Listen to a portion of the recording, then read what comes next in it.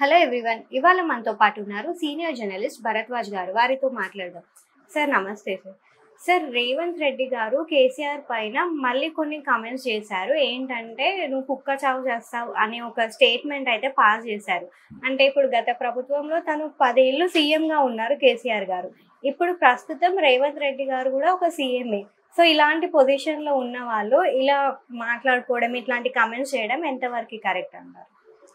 అంటే దూకుడుగా మాట్లాడటం, అగ్రెసివ్గా మాట్లాడటం అనేది ఒక కార్యక్రమంగా చాలా మంది చేస్తున్నారు. కేసీఆర్ కూడా ఇలాంటివి మాట్లాడేవాడు. ఇది కొత్త ఏం కాదు, మారిన సాంప్రదాయం. ఇది వరకు లేదు. ఇది ఈ మధ్య మొదలైపోయింది. మొదలైపోయి కుక్క చావు చస్తావు అనేది చాలా చిన్న మాట. నిజానికి వైసీపీ అధికారంలో ఉన్నప్పుడు కొడాలి నాని లాంటి వాళ్ళు వాడిన భాషతో పోలిస్తే ఇది ఏమీ కాదు. చివరికి పరిస్థితి ఎలా తయారైందంటే, ఒకప్పుడు అన్పార్లమెంటరీ లాంగ్వేజ్ అనేవాళ్ళు ఎవరైనా బూతులు మాట్లాడితే, ఇప్పుడు పార్లమెంటరీ లాంగ్వేజే బూతుగా మారిపోయినటువంటి పరిస్థితి. అంటే దయచేసి పార్లమెంటరీ లాంగ్వేజ్ వాడకండి మీరు అని బతిమాలుకోవాల్సిన పరిస్థితి ఉంది. అయితే ఎందుకన్నాడు, ఏ కాంటెక్స్ట్లో అన్నాడే అని ఈ పదం కూడా, ఈ మాట కూడా కుక్క చావు అని. మూసీ నది ప్రక్షాళనకు సంబంధించి ఓ చర్చ జరుగుతోంది. మూసీ నది ప్రక్షాళన అనే పేరుతో ఇక్కడ హైదరాబాదులో ఒక ప్రయత్నం జరుగుతోంది.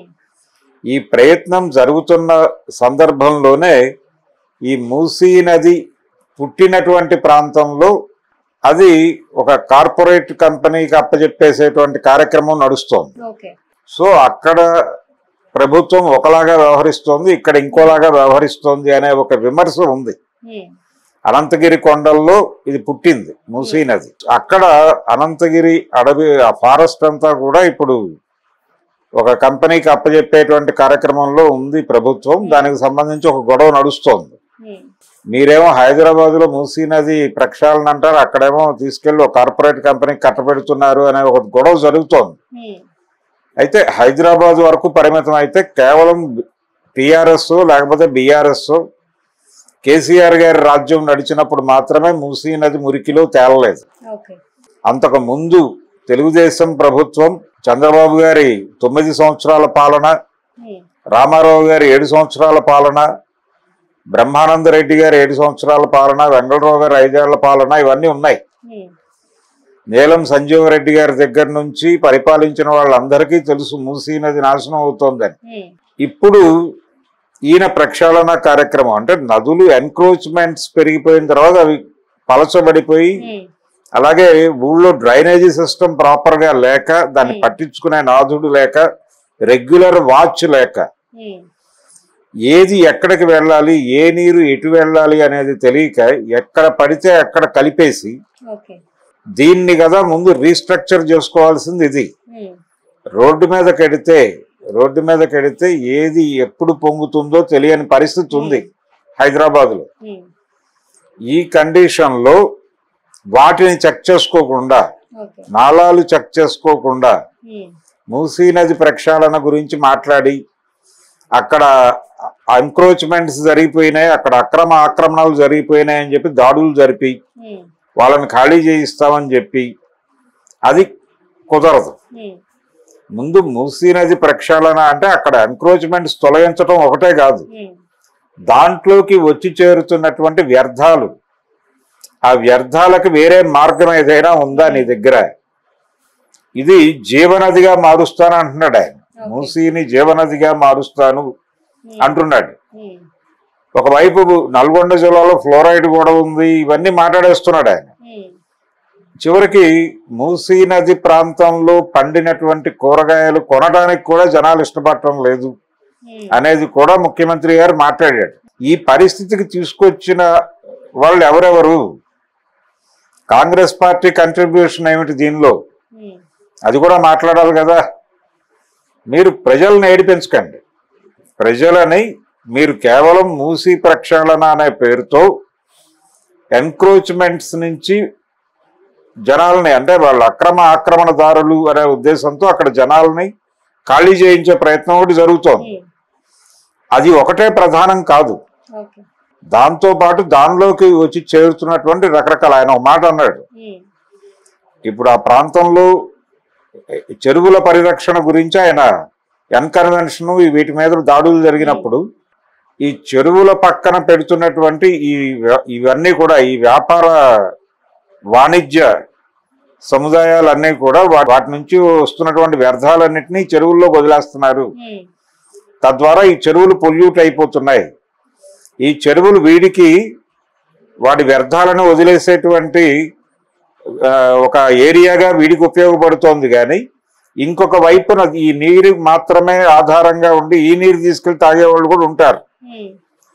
వాళ్ళు ఆ నీటిలో ఈ వ్యర్థాలు కలుస్తున్నాయనే జ్ఞానం వాడికి లాగా అవి తీసుకెళ్లి తాగేస్తాడు. ఇలా నాశనం అయిపోతున్నాయి జీవితాలు అనేది ఒక నిజంగానే దయనీయమైనటువంటి పరిస్థితి ఉంది. దాన్ని ప్రొటెక్ట్ చేయాల్సినటువంటి అవసరం ప్రభుత్వాలకు ఉంది. స్పష్టంగా నదుల్ని ప్రక్షాళన చేయవలసినటువంటి అవసరం ఉంది. గంగా నది ప్రక్షాళన కార్యక్రమం నడుస్తోంది అక్కడ. ఇవన్నీ మంచిదే. ఇప్పుడు బుడమేరు నుంచి ఎన్క్రోచ్మెంట్స్ తొలగించాలి, దాన్ని పూర్తి షేప్లో వదలాలి అని విజయవాడలో ప్రయత్నం జరుగుతోంది. ఇవన్నీ బాగానే ఉంటుంది. కేవలం ఎన్క్రోచ్మెంట్స్ బయటకు గెంటేస్తే పని అయిపోదు.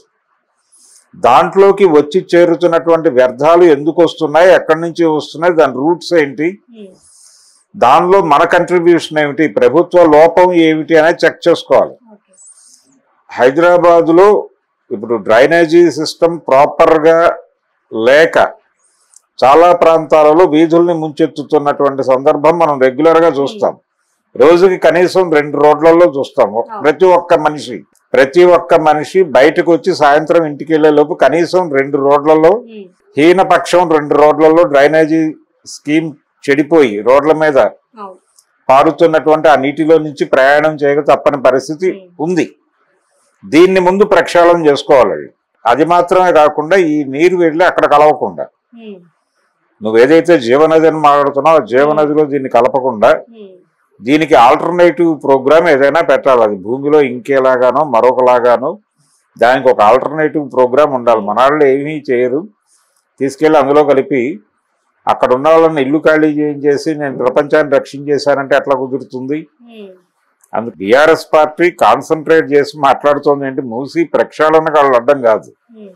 మూసీ ప్రక్షాళన అనే పేరుతో మీరు ఎన్క్రోచ్మెంట్స్ తీసేస్తామనేటువంటి నెపంతో అక్కడ ఉన్నటువంటి ప్రజల మీద దాడులు చేస్తే మేము అడ్డుకుంటాము అంటున్నారు. అది ఒక ప్రతిపక్షంగా వాళ్ళ బాధ్యత. సఫర్ అవుతున్నారుగా, జనాలు తిట్టారుగా రేవంత్ రెడ్డిని. సున్నం చెరువు దగ్గర ఆక్రమణలు ఉన్నాయని చెప్పేసి కొంతమంది పేదోళ్ళని వీధిలోకి లాగితే వాళ్ళు బయటకు వచ్చి బూతులు తిట్టారు కదా ముఖ్యమంత్రి గారిని. మేము ఏదో అనుకుని ఓట్లేసాం, ఆయన ఇలా చేస్తాడు అనుకోలేదు అని.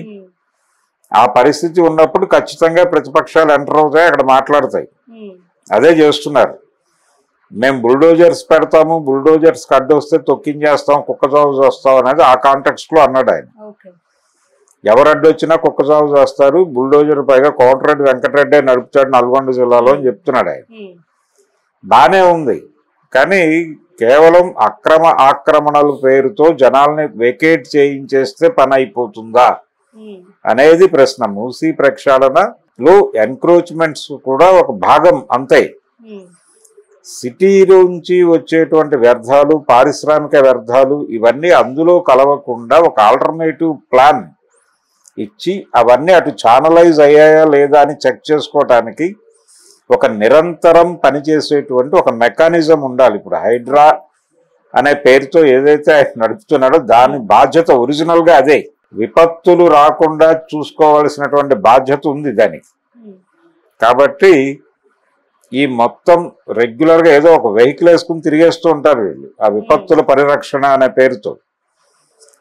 బానే ఉంటుంది అది వినటానికి, కానీ ఎక్కడా కూడా ప్రాక్టికల్ గా వీళ్ళు పనిచేస్తున్నట్టు కనిపించదు. నాళాలు రెగ్యులర్ గా చెక్ చేయటం, ఏ వీధిలోనైనా చిన్న బొట్టు రోడ్డు మీదకి రాకుండా చెక్ చేసుకోవటం, ఎక్కడా కూడా ఏది దేనిలో పడితే దానిలో కలవటానికి అవకాశం లేకుండా చూడటం, ముఖ్యంగా జనావాసాలు అధికంగా ఉండేటువంటి అపార్ట్మెంట్ల వాళ్ళు రకరకాల పద్ధతుల్లో వాడు క్లీన్ చేసుకోవటం కోసం అప్పటికప్పుడు రోడ్డు మీదకి వదిలేస్తారు నిర్మోహమాటంగా.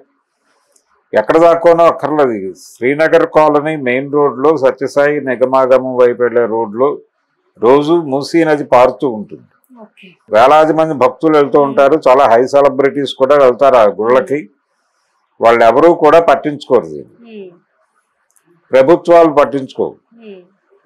అది ఒక మహాప్రవాహం లాగా పెడుతూ ఉంటుంది. ఆ మహాప్రవాహము అనేది దాన్ని ఛానలైజ్ చేసి అది రోడ్డు మీదకి రాకుండా చేయటం అనేది బాధ్యత ఏ అధికారి పట్టించుకున్న పాపాన్ని పోలేదు. ముందు ఇవి చెక్ చేసుకోవాలి. మీరు అక్కడ ఇల్లు కూలగొట్టడానికంటే ముందు ఇవన్నీ అయిన తర్వాత అప్పుడు వెళ్ళి ఇల్లు కూలగొట్టండి. ఇవి చేయకుండా మీరు వెళ్ళి ఇల్లు కూలగొట్టేసి నేను ప్రక్షాళన చేసేసానంటే ఎట్లా కుదురుతుంది? మూసీ నది మురికిలో అని ఒక పాట రాశాడు ఆయన, దేవిప్రియ గారు. చనిపోయాడు ఆయన. దేవిప్రియ గారు రాసినటువంటి ఒక పాటలో హైదరాబాద్ గురించినటువంటి హైదరాబాద్ అనేది ఎలా గుర్తుంటుంది అనేది ఆయన రకరకాల ఇవి వాడుతూ, విశేషణాలు వాడుతూ మూసీ నది మురికి అనేది కూడా వాడాడు. అంటే ఆ లెవెల్కి వెళ్ళిపోయింది మురికి అనేది, మూసీ నది మురికి అనేది.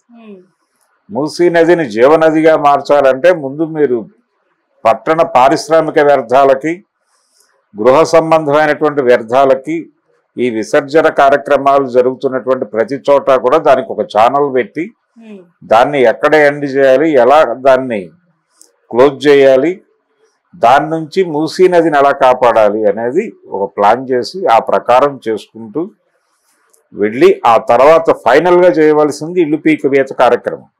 ఆ ఇల్లు పీకివేత కార్యక్రమం ప్రధానం చేయటం వలన ఈ రాజకీయ గొడవ జరుగుతాం.